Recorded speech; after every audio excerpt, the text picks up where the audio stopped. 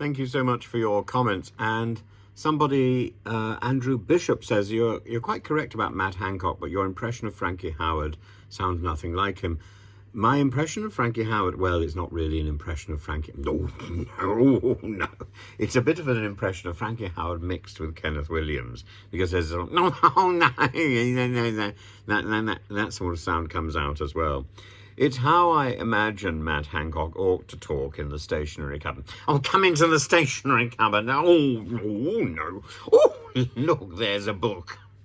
And this is what I think he should sound like, in the same way as my impression, so to speak, of Nigel Farage is not an impression of Nigel Farage at all. It's an impression of Cary Grant as channeled by it's not Lemon, it's Tony Curtis, as channeled by Tony Curtis in the film Some Like It Hot.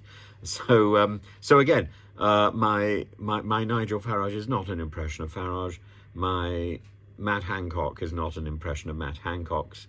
But that's the origin of those two voices. That's where they originally come from, and you just have to get inside a little bit of my brain to work out where this nonsense is. But it's simply meant to entertain, and I don't imagine it's going to change. These voices pop out before I've even worked out that they're there, and if the voice pops out, so does something which is appropriately tuned to that particular voice. And I'm sorry if it causes offence or disturbs anybody, but that's it. And I have great respect and affection for Frankie Howerd and Keneth Williams, and frankly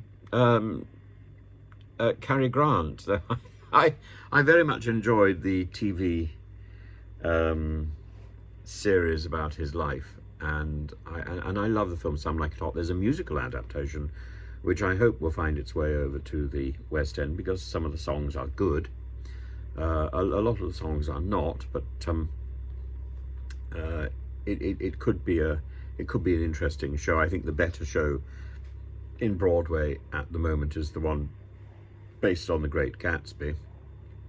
But it's difficult to write and ensure you've got a musical which works all the way through, where every number is good. There's very few musicals where that is the case. Hello Dolly, which I saw a while ago over the summer, and Kiss Me Kate are certainly two of them. I wasn't completely sold on all the performances in Kiss Me Kate. The fellow who does the main part, I can't remember who he is. He's in a TV show.